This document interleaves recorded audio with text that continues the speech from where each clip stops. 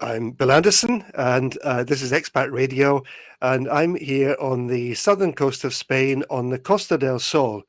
Now, I am really happy to be joined today by, well, I should say again, by Chris Goodacre of Upsticks. Welcome back to Expat Radio, Chris. Thanks for having me back. So, you've been a bit kind of busy guy, haven't you? It's been, I mean, normally it's pretty busy, but this month has been absolutely crazy. Yeah, we've been at full speed. Yeah. So upsticks.es is your website. What does Upsticks do, Chris? So basically, we help people get residency in Spain. Our main service product is a non-lucrative visa. So ever since Brexit, obviously, we people with British passports need to get a visa to come. So we've focused on the retirement visa. We also help people who have access to EU passports on the EU platform, and maybe family members who don't have EU platforms and NIE numbers, and basically residency in Spain. Right.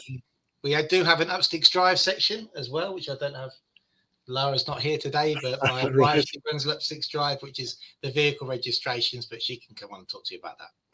Yeah, right. So you kind of expanded because all these things are connected, Chris, aren't they? That people moving to Spain and wanted to bring their car over with them, they're kind of hand in glove, aren't they? Yeah, exactly. Well, we always did the years and years ago. I used to do a lot of vehicle registrations way before Upsticks was a brand, and something I used to love. But obviously, that once we created the company, which is now this year be 6 years old, and we started with the non-lucrative visas, that sort of took a back foot. Right. And we had the team were working just mainly on visas and residencies and EU family members and Arrego platforms. And then my wife, who said, well, I don't fancy doing my job anymore. And I said, well, I think we can expand into the cars if you fancy doing those, because they're there to do and we're not doing them. Right. And she successfully created that 3 years ago, and been happy ever since with Yeah. her side of the business. I don't get involved. Yeah, so we're in February 2025, and am I right in saying that we have just, I was going to say celebrated or something, the fifth anniversary of Brexit? Is that right? Yes, it is. Now we've got a big year on that front, because just before Brexit, as you very well know, because I think we spoke quite regularly then. We did indeed. Back then, I can't believe it's that long ago now. It's 5 years, with that crazy period where everybody was scrambling to get their paperwork done. And all those people this year are coming up for renewal. Right. Yeah.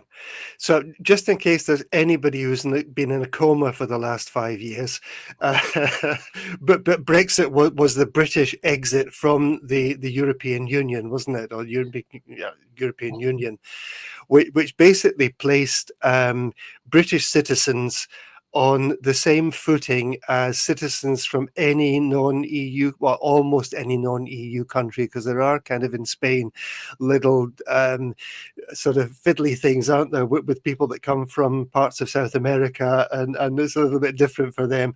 But basically, we're the same as any non-EU citizen, yeah.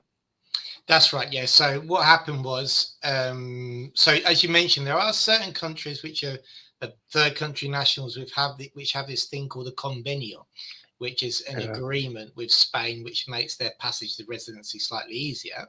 Well, Brexit, as we know, that we've had a period called the withdrawal agreement, where there was an agreement under which citizens could declare their right to actually live in the country, EU country where they were currently living, until a determined date. Right.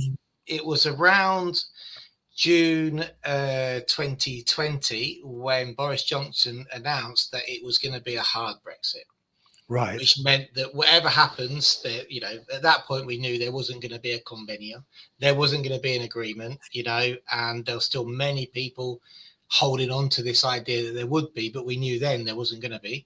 Right. And at that point, one of the indicators which we knew why we knew there wasn't going to be an agreement was because all British people, when they went to apply for residency, and this is before Brexit, this was before the 1st of January, went from getting an EU style residency card to having to apply to the government like Right. a third country national, Right. but within EU rights, because they had the withdrawal agreement. So it was this very strange period where suddenly the commissarias where we're not giving green cards, EU cards to any British people, have instructed not to. If you still need to declare your right, you have to first apply for that permission to the government. Yeah, and just for people who don't understand the way the system works, the commissariat is actually the national police stations, aren't they? Yeah. And the green card is not what perhaps US citizens would understand exactly with the green card. It was basically a green piece of paper or a little green credit-sized piece of paper, basically saying that you were a European, registered as a European national. Yeah. Yeah, that's correct. Yeah, so that's the way we sort of describe it, and I still use this to describe it to people, is that if you imagine that there's a stage 1 and there's a stage 2, okay, and the stage 2 is getting residency in Spain or registering your residency in Spain. Well, Europeans go straight to that point, the commissaria, and get their stage 2 because they have the right already, so they go straight there. Stage 2 for non-Europeans, they first have to go through this process, which is stage 1, which is actually gaining the permission to be in Spain, and that could be under anything from visas, digital nomad, golden visas, non-lucrative visa, EU family member, whichever gives them the right to that. They have to apply, they have to be approved, and then they go to stage 2, where they register but receive a different card to a European citizen. Yeah, we now get a card that's very similar to the Spanish national identity card, don't we? It's called the foreigner's identity card, but it's little hard plastic with a sort of hologram and your photo on it, and your fingerprints are taken, and all this kind of stuff, which I have to say I probably quite enjoy having. Because it's a form of identification issued by the Spanish government, and it's actually quite useful for a lot of things. Yeah. I mean, it's the TIE, as they call it, is it's a great. It doesn't fall to bits like the green card does for Europeans. No. And the interesting thing was that the green card was just literally something printed on a little piece of green paper. Yeah. But I was talking to the guy who he's retired now, used to be the head of the foreigners department in Fuengirola. And he said, that this is printed on the same paper that they print money on. And if people were doing, they were laminating them. It has the same effect as laminating a 50 euro note. It basically invalidates it, and people were happily got their little laminated card, and actually it was being invalidated by them laminating it. Yeah, it's because the paper is from the FMNT, isn't it? The Royal Mint. Yes, that's right. So it's officially, that's why the National Police, who are essentially their stations, if you were to translate English, would be border guards. So they are fronteras. So, and they're in there, albeit you might be going to a small office in Fingarola, and it might be somebody in civvy clothes who's attending to you. In Fingarola, generally tends to be people in uniform, but you go to like Marbella and stuff. But in all intents and purposes, you are still at a border guard, believe it or not. Exactly. Yeah. But because for people who don't know, we have basically three forces in Spain, apart from the military. We have the national police, which, as you say, Chris, are kind of in charge of immigration, borders, and all this kind of stuff. We have the Guardia Civil, which is actually part of the military, technically. And they deal with crime, all sorts of stuff, outside of sort of petty stuff in communities. And then we have the local police, which are employed by the local councils. And it can get a bit confusing about who does what. You won't put any. You won't see any national police putting parking fines on cars. They No, just no, no. The local police, if we're being rude about them, and I shouldn't be rude about them, but we do tend to think of them a bit as sort of parking wardens. yeah. Yeah, it's funny. We were talking the other day about this, and one of our clients said, "Well, isn't it scary with all the police?" I said, "No, it's quite the opposite." I said, "If you've got nothing to worry about, then you're you feel even safer, having the police there." Oh, I've lost you there, Bill. No, I'm still here. Oh, you're still there. Oh, sorry. I said, yeah. So the clients are saying it's even. I said, but you feel safer having the police because there's a heavy police presence. Sure. I think that's great to see them on the streets. Yeah, but I have to say, I mean, I've been here a lot of years now, but the first time I was sort of approaching in the car, a police stop, and they're pointing machine guns at you coming from the UK. I have to say, it was a change of underwear time, you know. But the thing is, though, Bill, if you're my demographic, sort of middle-aged, married with 2 kids in the back, you never get stopped. No. Yeah, it must look like a dodgy character. No, it's not that they actually stop me, but it's that you're driving up there and they're not quite pointing the machine guns at you, but you think, what's going on here? But, that was in the early days. So, Chris, you've been doing this for what, 6 years now? I've been doing it personally. I've been doing it for a lot longer, but A lot, the Upsticks has been right, as a brand in our company for 6 years. right. Um, So, you know, Uh, maybe I know the answer to this, but I'm sure you'll expand on it. From when you started doing this with Upsticks, um, things keep sort of changing, don't they? They do. They do. Things have changed, a lot, and you wouldn't believe it. And they're going to change again this year on the 20th of May because we have a Right, new immigration law being introduced. But uh, the process which say we're talking about the non-lucrative visa, which is one we're getting close to 600 now, right, and the actual application process in the last 5 years has changed incredibly, wildly. I'm happy to say though it has got better. It's not got worse, right, it's got better. right. But whilst these rules for people moving to Spain are national rules, is it fair to say that they're not always applied in exactly the same way in different areas? Oh no, not at all. So and would you believe the biggest disparity, believe it or not, is with the EU rule? Really? You wouldn't believe it. So the first thing you've got is, so if you take an EU registration, so you suppose that somebody who's got an EU passport can go to the police, and as long as they've got somewhere to live, healthcare, and fund themselves in Spain, then they should be able to register, because that green card we were talking about earlier on is essentially just a receipt of your registration. Yeah, and Right, if you're an EU citizen, you intend to spend more than 90 days in Spain, you're obliged to go and register with the requirements. Now that changes from in Malaga, for example, in the commissarias. You can go to Marbella with one case. We had one only last week where we had a certain translation of what we call medios de vida, so your funds to live in Spain. right, Always been accepted. We took it to Marbella and said, no, we won't accept that. I said, and our agent, our service specialist phoned me from there. I said, you know what, just walk away from the desk because it's EU. We'll book an appointment somewhere else. They'll go somewhere else. Exactly the same file a week later was approved in Malaga capital. I right. didn't change a thing. I didn't change anything in the file at all. I said, okay, we'll go there. Now, that's inside of the Malaga province. Imagine that from province to province. Yes.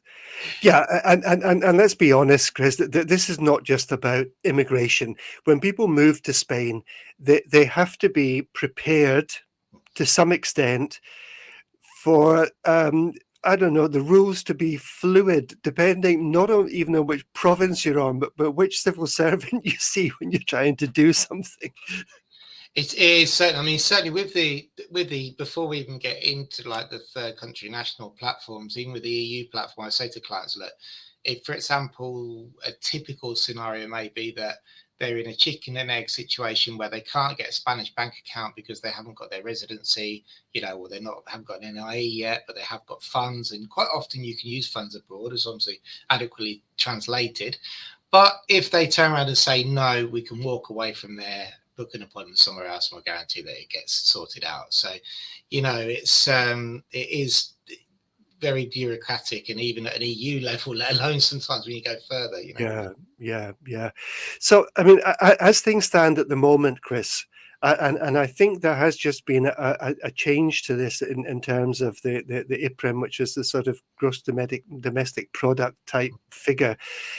If someone who is not from the European Union wants to move to Spain, what are the requirements? Let's not talk about the whole process at the moment, but what are the requirements for them to move to Spain? So if you're coming on a non-lucrative visa, i.e. that you're coming to retire or not to work, which is the non-lucrative really took up the replacement of normal residency here. Most people go for that visa. Then for a single applicant, they have to prove that they've got 28,800 euros in either savings or passive income, or a combination of both. And for a couple, it's 36,000 euros. That's per year. Right. Obviously, there's people with children. It then goes up 7,200 euros per extra family member after that. Right. So, and I think you kind of hinted at calling this a retirement visa, because I guess in general, not many young families have got that level of passive income No, to certainly be not able. passive income. No, We've done a few with savings, so people have cashed in assets in the UK and come here with savings and managed to make a 5-year plan, because at the end of the 5 years, you can actually then start working again. sure. Once you've got your permanent residency. But yeah, it's very rare that you'd get, a younger demographic who will have passive income, which meets the minimum requirement. Yeah. So they've got to have this amount of money, and they've got to demonstrate it on several occasions, haven't they? Or is that changing as well?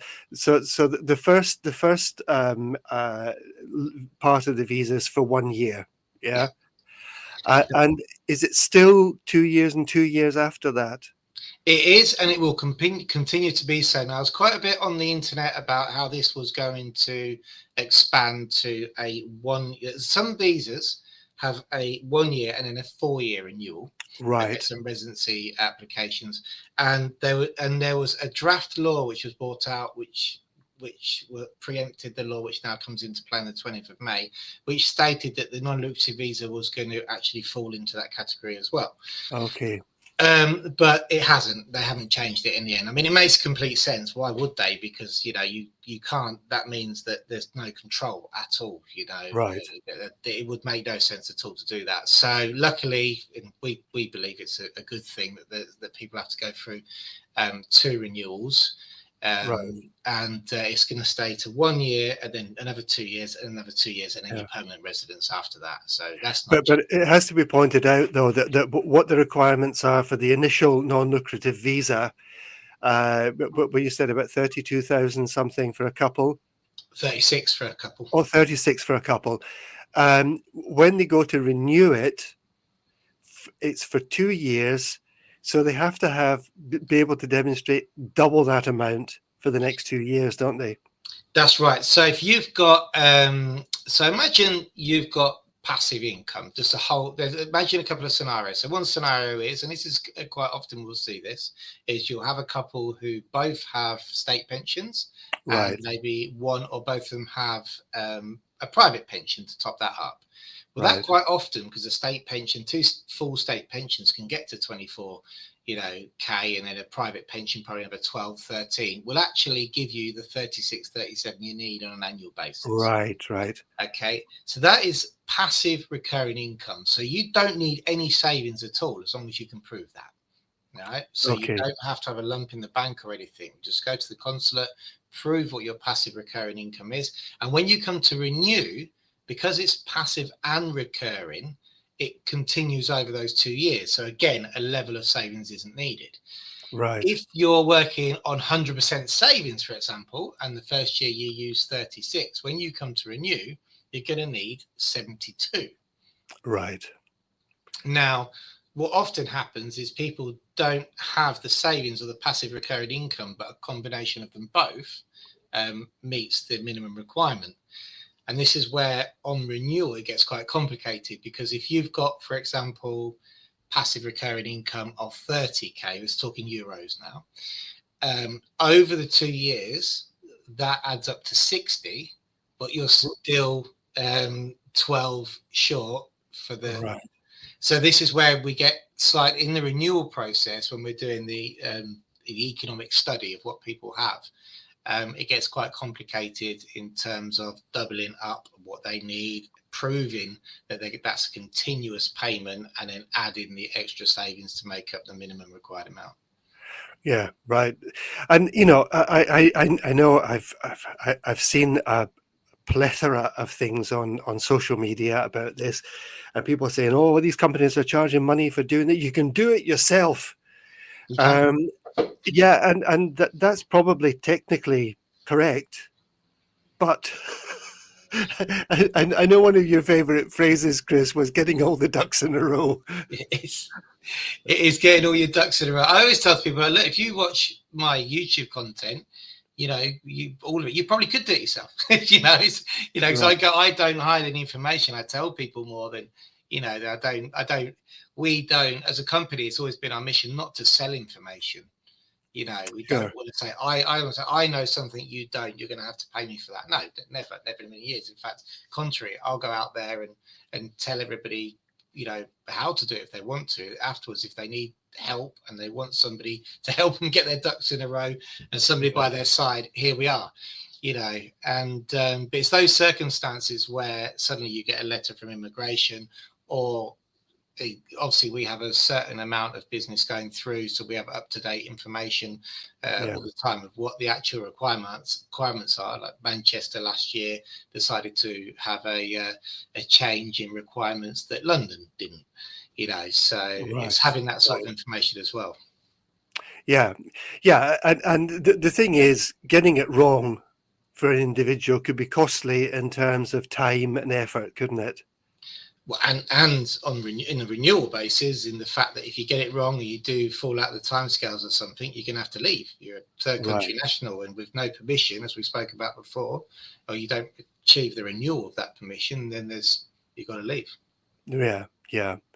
And let's be honest, Chris, getting a company like Upsticks to help with this process is not that different from 100 other things that we do in Spain, where we get other professionals to do them for us because we don't want to get them wrong. Like when we do our annual tax return, we never do it personally. We go to well, in Spain it's called a gestor, which is like a sort of accountant type of business, but they do all sorts of paperwork.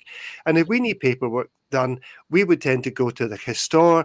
Yeah, it costs you 40 euros or 50 euros, but you kind of know, if you trust the person, that it's going to be done correctly, and you're not going to get any sort of backlash and fines for getting it wrong. No, absolutely. I mean, I wouldn't touch my tax returns with a barge pole. Never have done. Yeah, It was the best piece of advice I got when I first moved here 25 years ago. Was yeah, someone said to me, a friend of mine said to me, just remember, get somebody good to do your paperwork. So don't touch it yourself. Don't yeah, touch it. And even though you got your digital certificate, I mean, it's a bit like getting a plumber in, to fix your sink, and it's going to yeah. leak if I do it. So.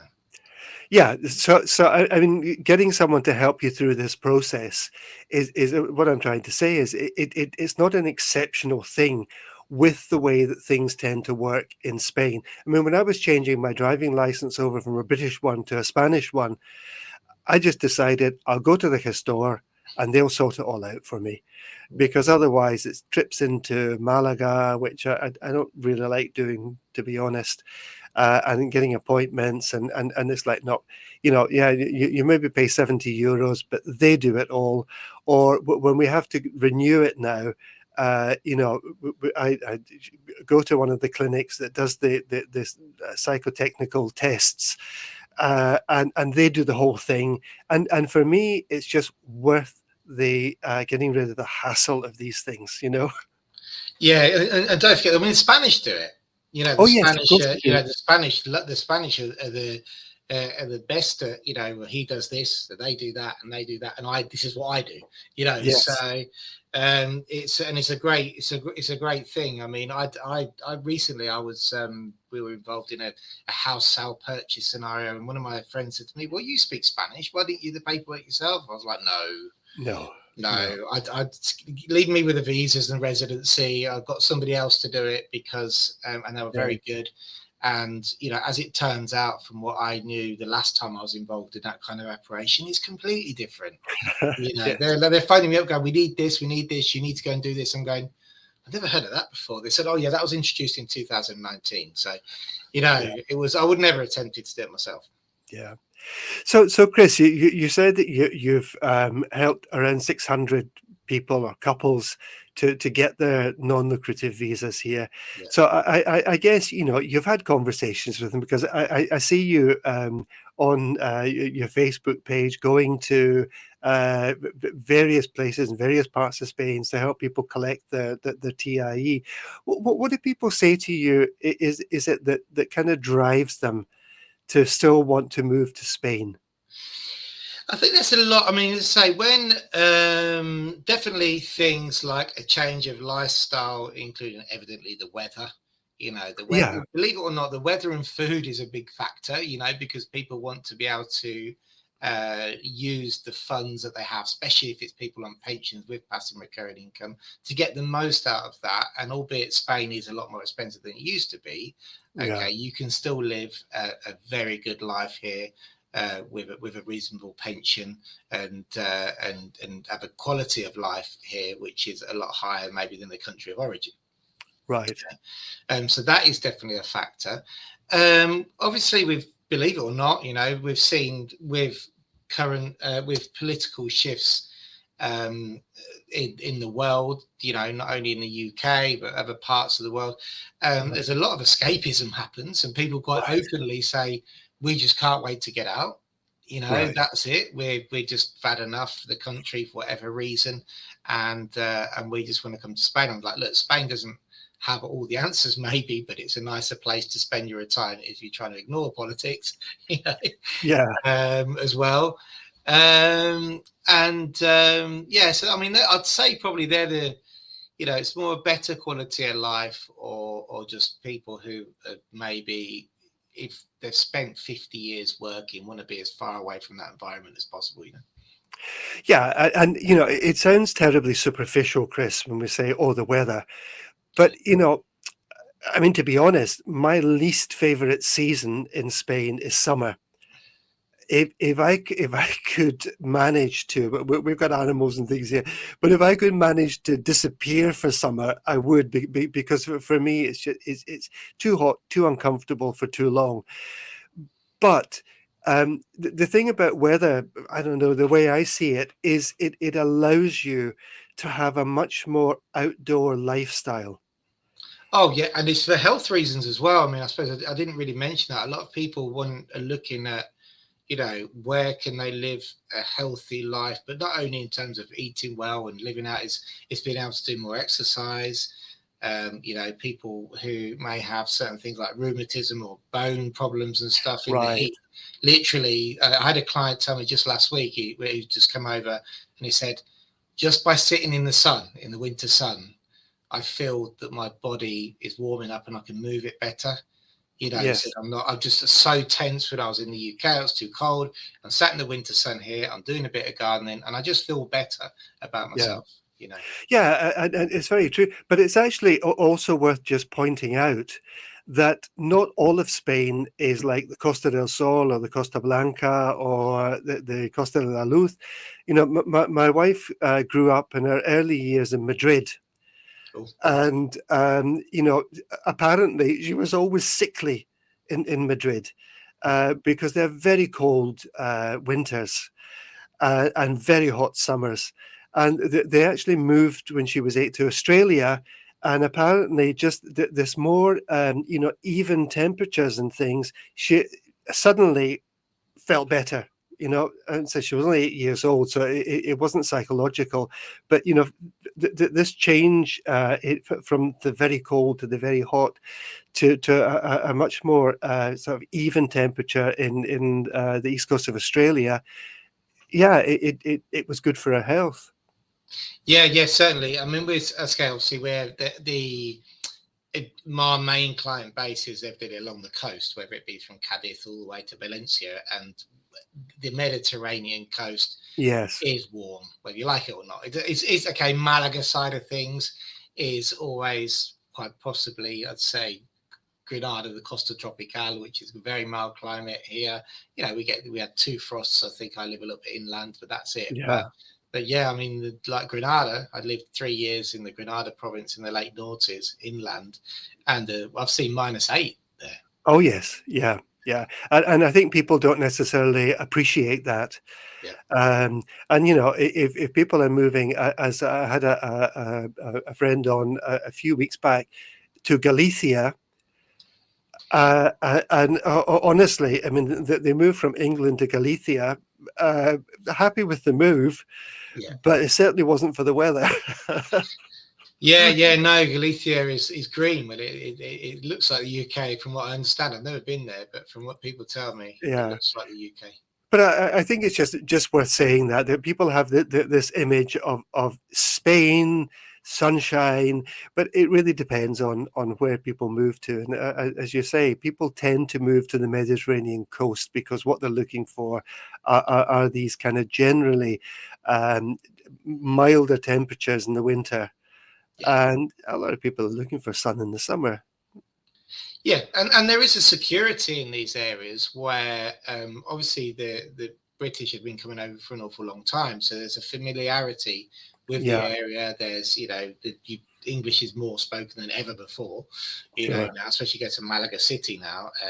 Yeah, when I go into Malaga City, when I went 15 years ago, no one would speak to you in English, even though I have the aspect of a very English man. Doesn't matter how long Yeah, I've sure. been here, how well I speak Spanish. I do.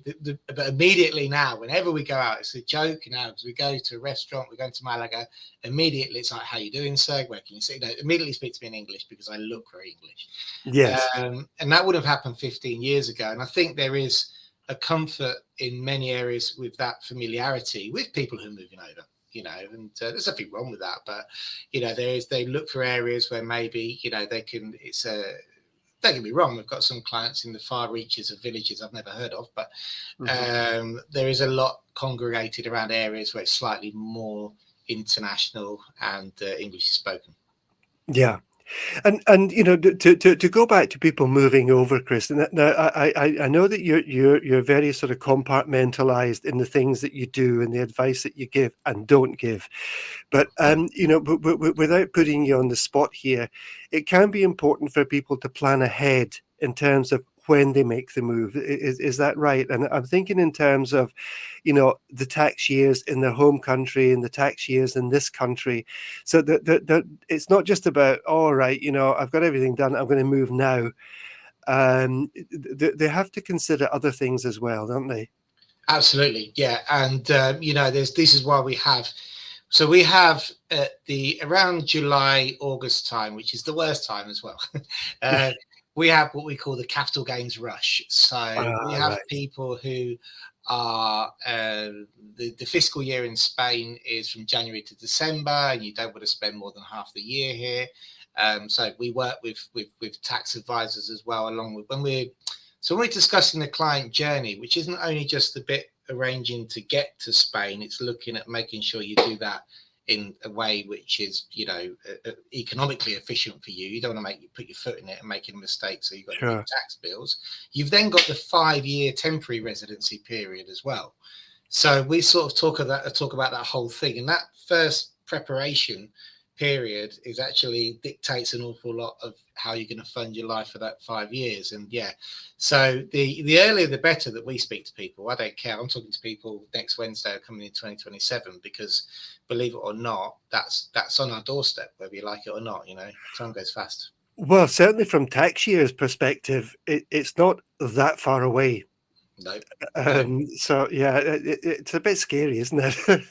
It is, but it's good, So it's a lot of people, and we've had those conversations with people where they've just gone, right, okay, we're ready to go. We've done this. We've sold a house. When did you sell your house? It went through on the 15th of January. Well, sorry, you're not coming till the end of the year. Right. Yeah. And this is to do with taxes that they might end up having to pay in Spain that they wouldn't have to pay in their home country. And yeah, yeah, so it's not just about getting paperwork right. It is planning the whole thing. If they're not selling their house, I guess, in their home country, that maybe alters it, but then they'll have other liabilities in Spain because they'll have to declare that, and it's Exactly. So a lot of people say we want to get settled in before we sell our house, and we say, well, if you sell your house now and spend a certain amount of days in Spain this year, that's sold in a tax-free environment. But whereas if you wait 4 or 5 years and decide when you've got permanent residency you want to cash that asset in, you're going to be taxed on it. So people are having to look years in ahead. But then people can generate. We've had people who generate their passive income or part of that passive income by leaving that asset there, and right. but then it's who you've got to manage that. So there's an awful lot to think about rather than just getting up and leaving, especially when you've got your global wealth is in a different country to Spain. Bringing that here, it's very important that you plan it well. Yeah. So that's I think that's important to say for people that if you're thinking about it, and this is what I was saying, doing it on your own might be fine. You might get all the paperwork right, but there are other things to consider. The other thing is that people coming have to have health insurance, don't they? If they're from out with the European Union. It depends on your age. So the one thing that was left, the one agreement I think that is still in place for UK citizens is the S1. Right, and explain what that is, Chris. So for state pensioners in the UK and the partners or spouses of state pensioners, you can get a document called an S1, which allows you to access the public healthcare system here in Spain. So sort of reciprocal type arrangement between Spain and the UK. At the moment, it's reciprocal. I hope it stays, but it's reciprocal with Spain and the rest of the EU, actually. And so the good thing is, so people getting visas who are state pensioners, they don't have to get healthcare, whereas people who are not state pensioners they have to get healthcare to be able to qualify. Yeah. So that's the kind of healthcare thing. So a lot of people on the non-lucrative visas will possibly be eligible for this S1 form, which allows this reciprocal healthcare. If they don't have that, because people are retiring earlier now, aren't they? And deciding I'm making this move now before I'm too old, and are there any sort of funny things happening in terms of the kind of health insurance that they need, or how does that work? Yeah, I mean, what we've seen this year, again, we've seen it change. So people who've got health insurance and need to get health insurance, you'll find that so it has to be a complete policy with no exclusions. So you can't have any exclusions on the policy, and it has to be no co-payments. It has to be equal to the Social Security level of coverage here. Now, there are lots of companies which offer products to that degree, and I have to say, after Brexit, most of the companies who do sell healthcare sort of created these service products which met the criteria, and now you'll find that the consulates are very used to seeing the structured certificates that these companies give. But we've noticed this last year, it's getting harder and harder for people to get policies, and I think it's because of pre-existing conditions. Now, I don't know if it is because insurance companies have sold so many, over the past few years, that maybe now they're having to be slightly more picky onto who they take on, because obviously Right. when you sell a policy, you've still got to act on that if someone gets sick. But we've noticed that it's become more stringent this last year. Right. And then obviously with the S1 as well, what we talk to people about is like, look, you have got an S1. We don't need insurance as part of our requirements for to meet the conditions of the visa. But bear in mind that is state healthcare. It's not Mm. private. And if you wanted to have backup, you wouldn't have to have a full policy, but sometimes it's a good idea just to have a smaller policy to run alongside if you did want to speak to a doctor maybe who speaks your language, which you're more likely to get on a private platform than Right. on the public platform. So where possible, we would encourage probably people, depending on where they're going and their confidence in Spanish, or if they can get somebody to help them, to maybe have a policy that runs alongside the S1 as well. Right, right. But if from my understanding, I mean, I've been here over 20 years, and I use the state healthcare system, which I have to say is very good here in Spain. But I do know a lot of people who have, even if they're accessing the state system, have some kind of backup health insurance. But people that I have spoken to who come from the US, for example, are saying, "Oh my God, it's like a tenth of what I was paying in in the United States." Absolutely. Yeah, we get the other way. So we get British people not used to it, NHS, don't really have private. I understand that the private insurance thing in the UK is bigger than it's ever been. Yeah. From what I'm told, whether it's true or not, I don't know. I don't live there. But Brits generally like, look at that, go, blimey, that's a bit of a cost for a year, three and a half grand, for health insurance, A that's year. new to a year, that's new Yeah. to our budgeting. And you'll get somebody from the States and they're going, is that a month? No, that's the year. They're going, really? Yeah. So are most of the clients that you deal with from the UK, or are you gradually seeing people coming from other countries as well, Chris? Yeah, so mainly the UK. So our main consulates that we deal with are Manchester, London, and Edinburgh. But we've also done we've been expanding to other areas of the world. We've done quite a few NLVs from New Zealand, would you believe it? Right. Because there's been quite a political shift there as well over the last couple of years, and people have been deciding to move to Europe. We've done also visas for Brits who live in France. And All right. because they don't qualify to exchange their residency for the permanent EU card, which can then be exchanged here, they have to get a visa. So they're actually within the withdrawal agreement in France, but getting an NLV from France to move to Spain, Right. believe it or not. And we've also seen this last few months a big increase in what the stage 2, what we spoke about earlier on, registering your visa here, Mhm. inquiries from the US. So we've had a lot, especially for Malaga. A lot of people from the US Right. are looking to move to Malaga. Most of them come visa in hand already, and we jump in at that part where they need to register here and just help with the timeline and stuff. Right. Right. But you're open to working from with other countries as well, Chris? You're available for that? Yes, yeah, we are. I mean, I've got a great colleague who doesn't work here in the office with us, but works in Valencia. But we've been working together for 5 years. Who's been handling the stage 1 for a lot of the US areas for us. Ah, right. We Okay. work really well, and in turn, we'll handle quite a few of their stage 2s because we've got our network now of people on the ground to visit, actually go with clients, is from Valencia all the way to Cadiz. So I'm quite big on accompanying people to appointments. We have to be there, So Yes.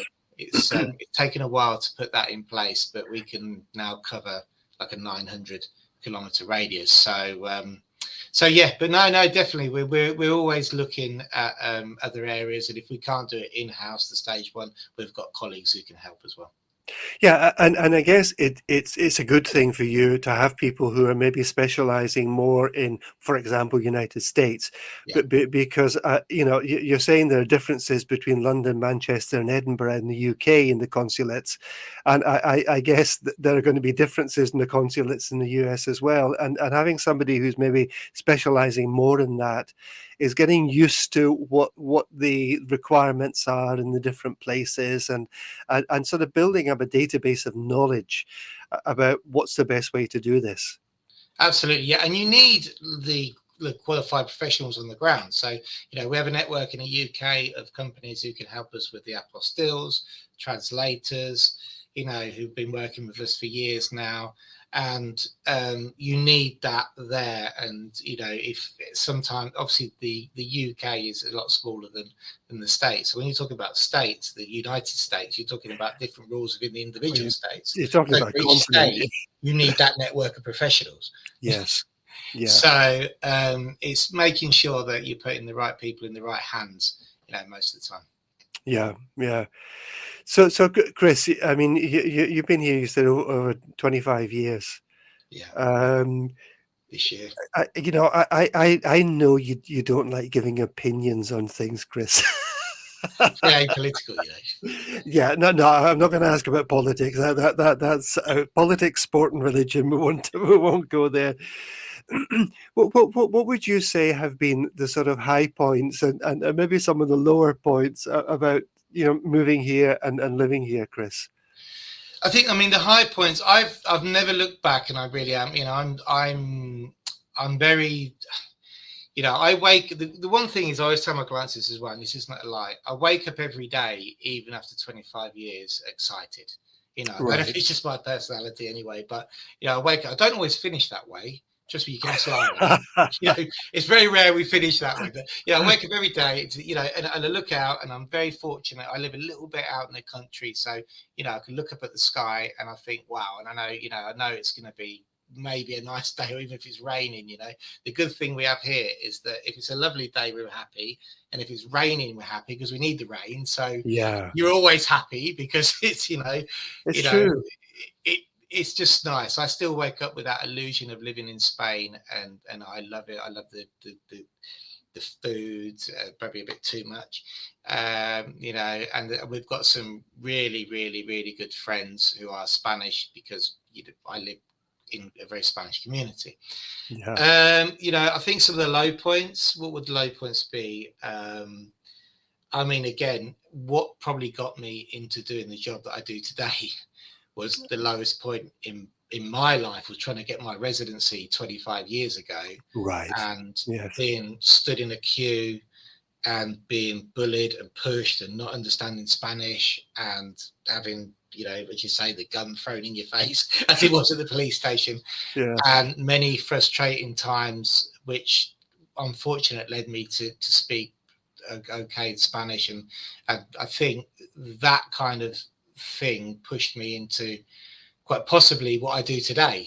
I think that I always felt that once I did it myself, that I wasn't working in that industry at the time. I wanted to do something along those lines because that is the low point for most people. The high point is coming here, living here, enjoying it. The low point is, oh my God, this bureaucracy is an absolute nightmare. But I think it's fair to say, I remember 20 odd years ago having to get outside the Social Security office to get a number at like 6 o'clock in the morning with a queue which was already halfway around the block, and collecting a number and then waiting till the place closed, hoping that your number was going to be called. And, in fairness, that has changed out of all recognition. And 2015, I was doing that at the Fingarola police station. yeah, stood outside with all the other stores and lawyers sat there, little stools. You just go a little stool, sit there 5:30 in the morning with a book, and they give you a maximum of 5 tickets for clients. Well, I've got 8. You're going to sit here another morning, and if you've got 8, and get another 3 more. So, and now we have online platforms. Which are amazing. This is which are confusing, obviously, depending on what you're doing. I wouldn't touch Hacienda online platform, but so for like the visa renewals, we use a platform called Mercurio, and really our clients, we don't even have to see them now until they've got their approval and need to go to the police station. Right. Yeah. So that is amazing. People talk to us about the renewals of the visas. I'm like, I don't have to see you. Send me the document. I mean, it can still, in certain places, it can still be difficult to get an appointment. Yes. But at least you have online appointments now, and you're not just queuing up with 300 other people hoping that you might uh, might see you before they close for the day. Yeah. So, it has changed quite a bit since those days, hasn't it? It has, yeah. It's a lot, and we're also, we have to say we are going in the right direction with that. Yeah, Spain took a huge digital leap during COVID, and the whole digital certificate and the digital platform thing is yeah. constantly getting better. Yeah. It's hard to understand, but we have to kudos to Spain for that. It really is working. Yeah, Chris, our time is just about up. I put on the bottom here how people can get in touch with you. You have a YouTube channel, which is upsticks.es. If they look in there, they should find it. And also your website, which is upsticks.es. So if anyone's interested and is looking for information about moving to Spain, I can highly recommend this guy because he's solved lots of problems for lots of people that I know of. Chris, lovely to speak to you. Cheers, Bill. And well, let's hope all your 5-year renewals go well. We'll see. I'm sure they will. I'm sure they will. Thanks for joining me today, Chris. It's been lovely to speak to you. No worries. And I wish everyone a great weekend when it comes. Take care.